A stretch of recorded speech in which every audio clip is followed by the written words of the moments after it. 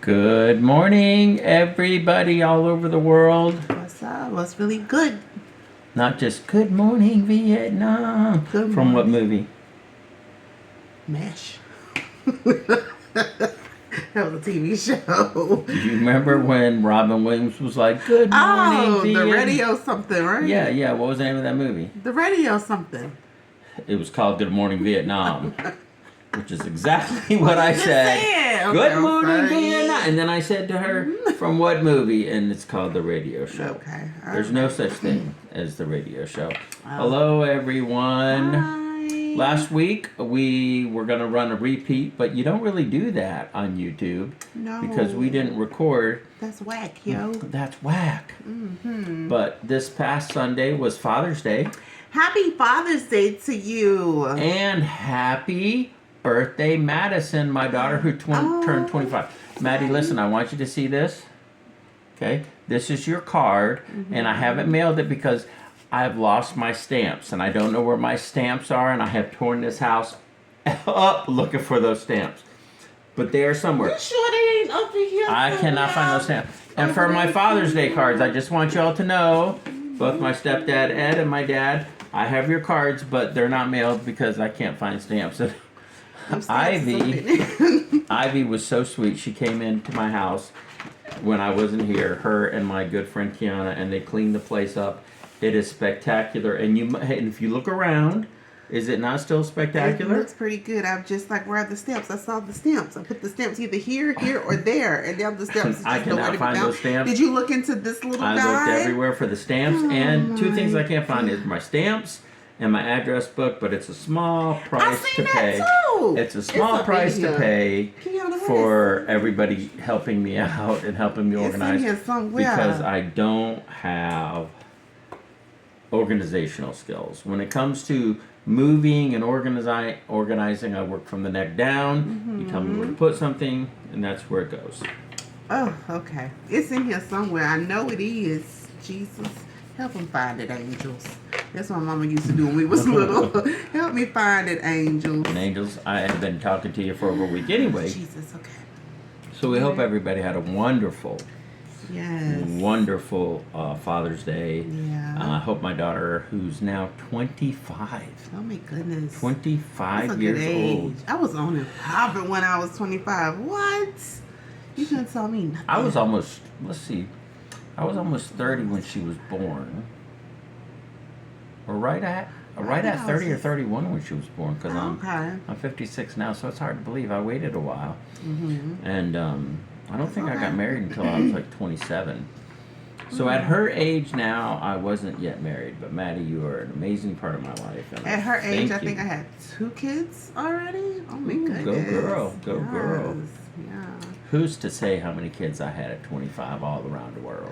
Oh, I'm Papa going- was a Rolling Stone. Wherever he laid his hat was his home. That is not true. That is not true. Even a little bit not true.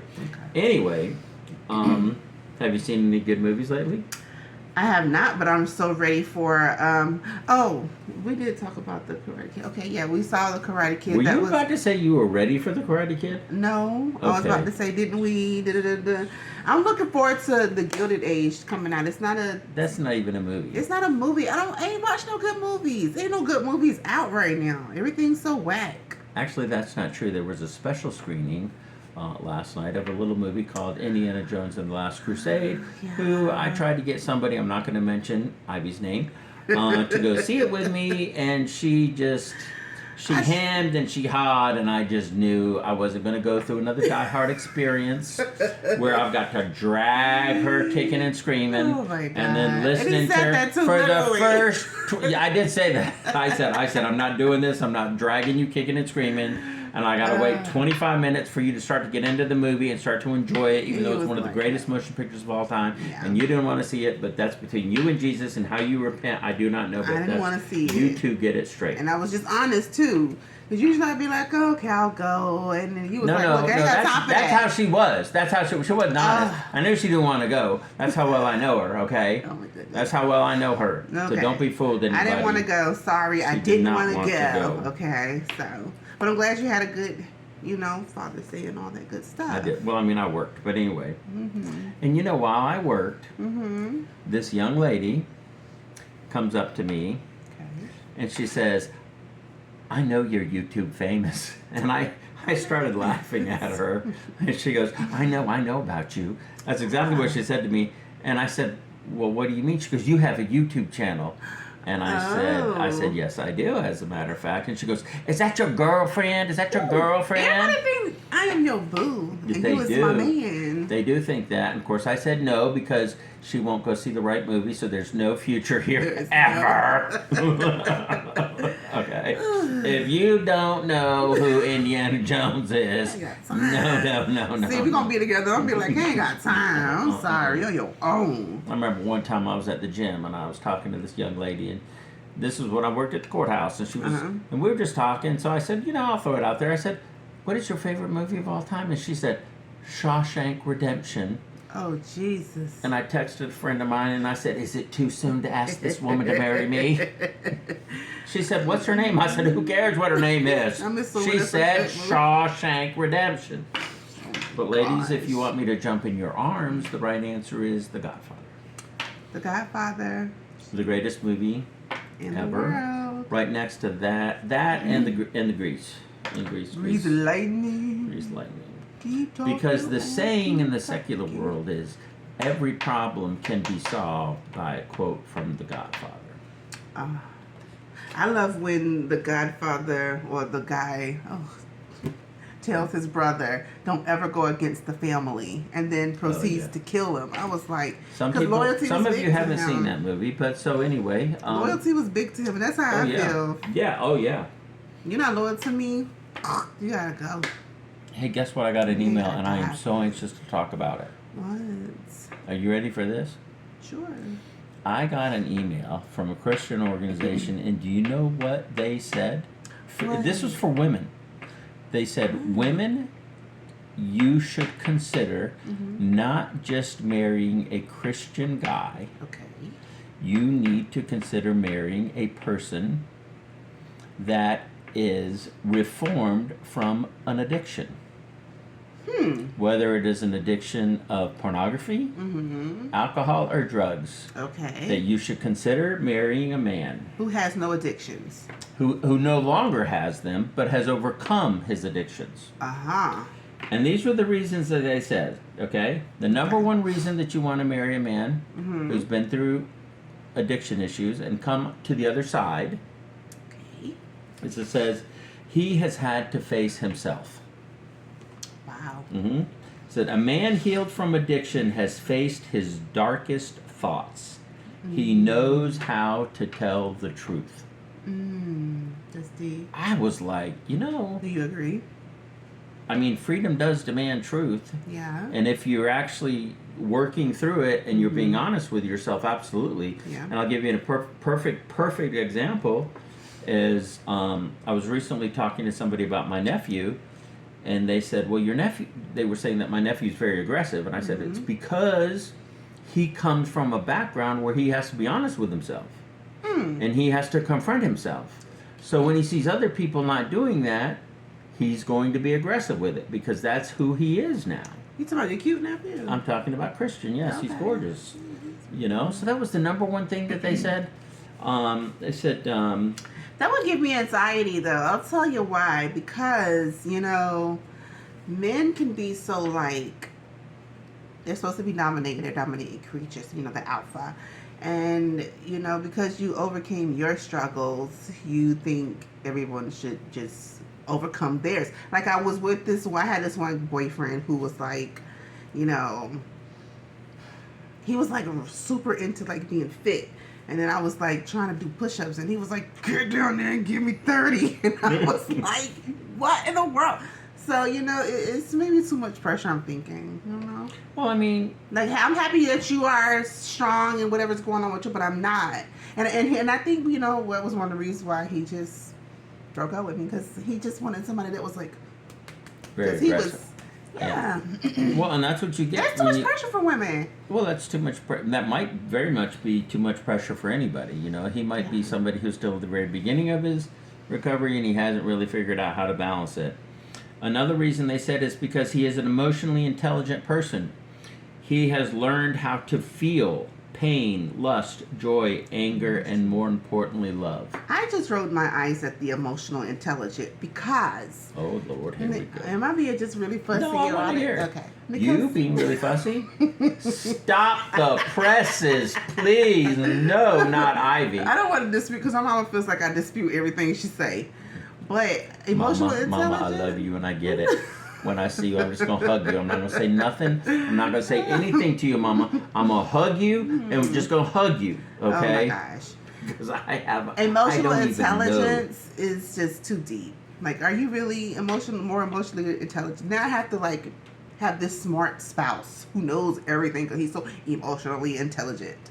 That doesn't mean he's smart. It means he's more apt to being in touch with his feelings. Okay. Most men. Okay, let me give you an together. example. Let me give you a together. really good example. What are you doing? Because you're cutting yourself out. No, I'm just trying to fix the lighting. By the way, y'all, we have like a little tripod that we've had for like months. Oh my goodness. And we've never known how to use it.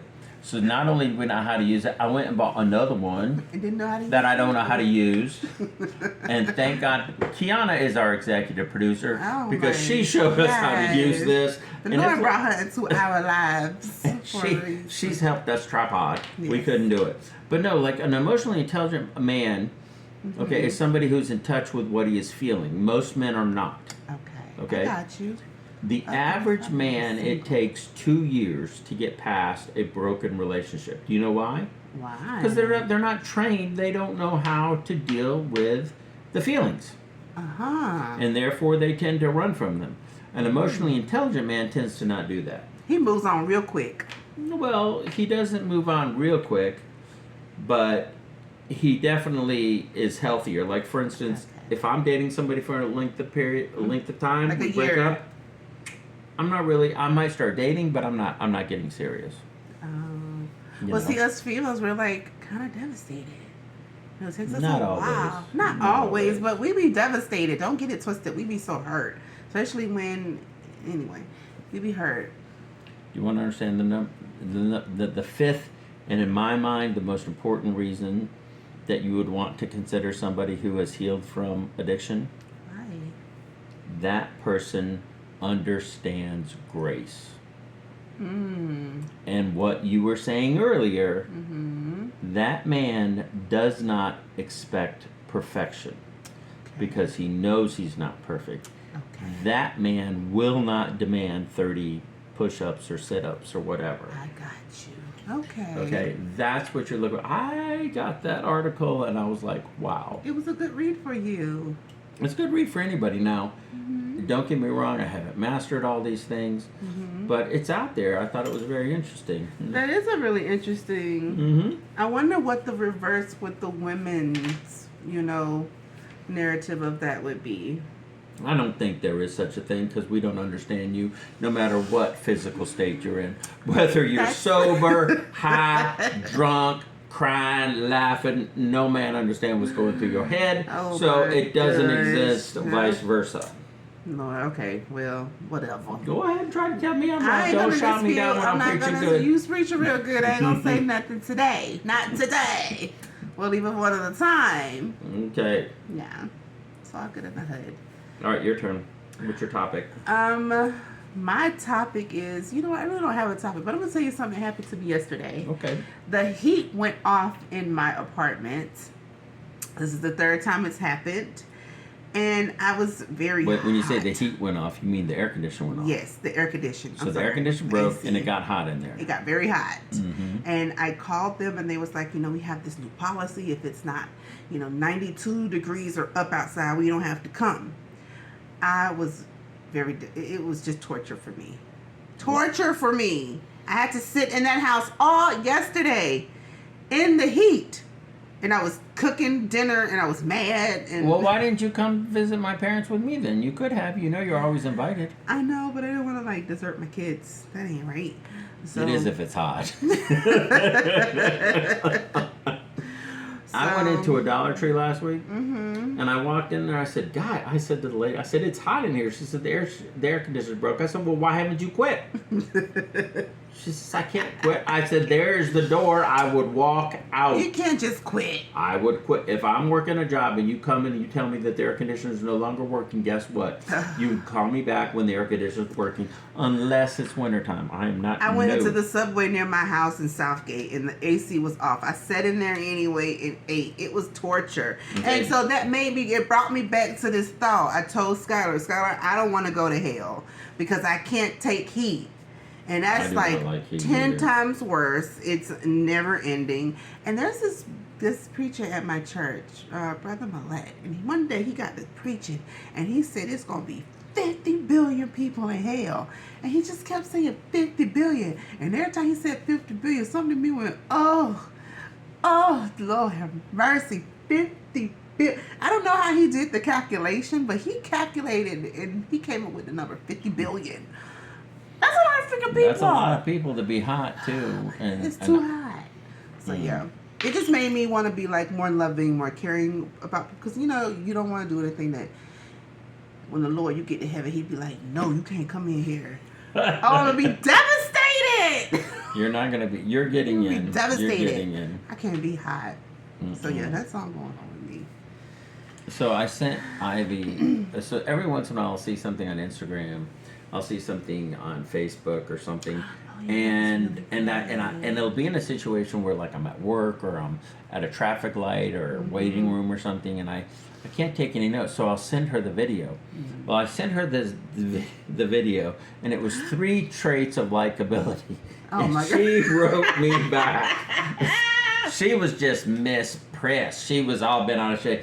I said, Ivy, this has nothing to do with you. I thought he was talking about me. I was like, what are you trying to say? I said, I thought this might be a good topic. He never leads with that. Okay. He just sends me something, and it's kind of deep and thought-provoking. But he don't never lead with, this will be a good topic for the pod. So I'm like, oh, what he's For the trying pod, to it's say. a podcast. Podcast. Are you trying to make us cool? less hip than we could ever It's the possibly? pod. It's the pod. Podcast. So Okay, yeah, I was so like, oh, what he's trying to it's the say. 5. I was like, oh, maybe this is me because something is da-da-da-da-da. He was like, girl, it's for the podcast. Chill.